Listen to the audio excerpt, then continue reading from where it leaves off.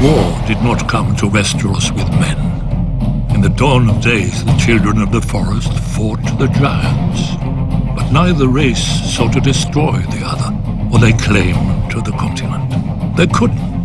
The children hunted and fought with dragon-glass arrows and spears, and the giants had only the branches they pulled from trees.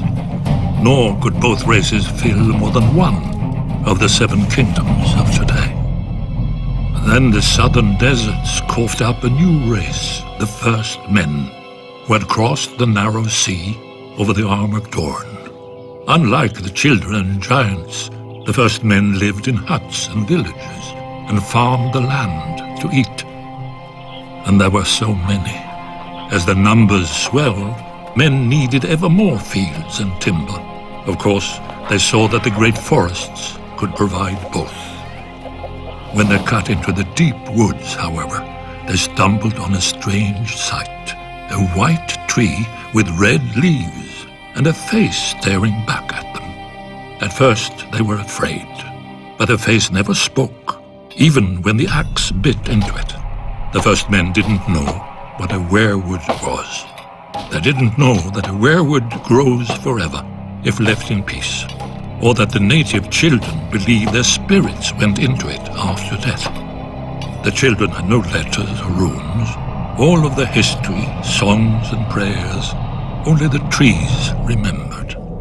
When the children looked at the cleared fields, they saw not white stumps, but their ancestors now lost forever, with their bones stolen to line the invaders' walls. Driven mad by grief, the children attacked. The first men had never seen a weirwood, but the children had never seen bronze. Their dragon-glass arrows glanced off the first men's shields, and their armor of woven bark split beneath the first men's swords. As the war raged, the children resorted to the one advantage they had, the magic of their old gods. Their green seers enlisted dire wolves and snow bears, cave lions and eagles, mammoths and serpents.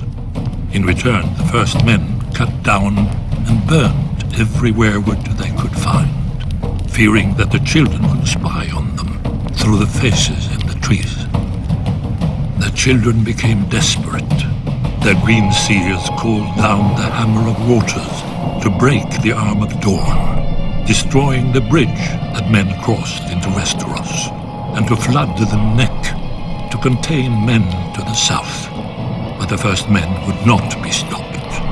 Fearing extinction, the children combined their powers for one last spell that would save their people and their land from the invaders. By themselves, the children were too few to resist the onslaught. But if they could turn men's numbers against them? After hundreds of years and untold death and destruction, the wisest heads of the children and the first men finally prevailed. The children couldn't win this war, and the first men didn't want to win, fearing the cost of victory. Heroes and rulers on both sides met upon an isle in the God's Eye to form the pact. The children gave up all the lands of Westeros, save for the deep forests, and the first men swore that they would no longer cut down the weirwoods.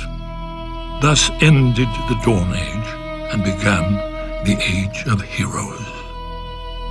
Yet after the dawn must come the night.